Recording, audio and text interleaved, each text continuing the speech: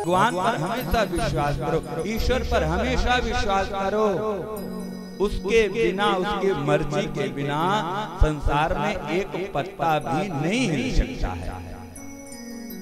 जब वो चाहता है ना, तभी संसार में कुछ होता है। प्रभु जो कुछ करता है ना, अच्छा ही करता है। दो मित्र थे। एक मित्र भगवान की खूब पूजा आराधना करता था, खूब उपासना करता था। वो बेचारा दुखी रहता था। और एक दूसरा था, वो कभी भी भगवान की पूजा आराधना नहीं करता था, वो सुखी रहता था। उसके पास में समस्त वैभव ऐश्वर्य था, सामान्य चीजें जो भी होती हैं जीवन यापन की, सब कुछ उसके पास में था।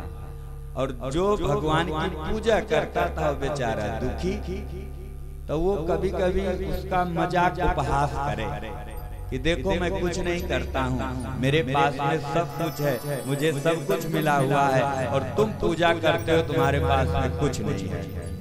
अब इसका भी बेचारे का दिमाग घुमा, मैं क्या करूं? इस शंका का समाधान कहाँ होगा? तो ये हुआ कि एक महात्मा जी हैं, बहुत सिद्ध महात्मा हैं। चलो आज हम दोनों चल करके महात्मा के पास में ये पूछते हैं, ये बताते हैं, ये प्रश्न करते हैं कि महात्मा जी मेरे साथ में ऐसा क्यों होता है।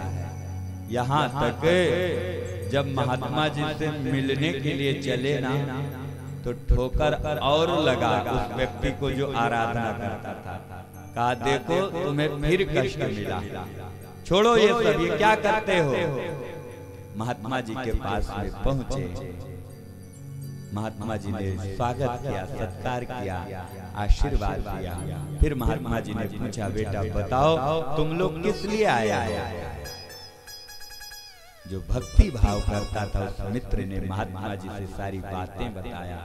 कहा कि महात्मा मैं भगवान की खूब पूजा करता हूँ, आराधना करता हूँ, लेकिन मैं दुखी रहता हूँ। मेरे जीवन में संकट ही संकट आते हैं, मेरे जीवन में और कुछ है नहीं, मैं संकटों से घिरा हुआ हूँ। ऐसा क्यों होता है मेरे जीवन में। कहा अच्छा तुम संकट दुखी हो कहाँ। कहा ये जो दूसरा मित्र आया है, कहा ये कभी भगवान की आराधना नहीं करता, उपासना नहीं करता है, ये हमेशा सुखी रहता है, इसके पास में सब कुछ है, भगवान ने इसको सब कुछ दिया है, मेरे पास में कुछ नहीं है प्रभु। महात्मा जी ने क्या किया, अपनी समाधि को लगाया और दोनों के पूर्व जन्म को देखा।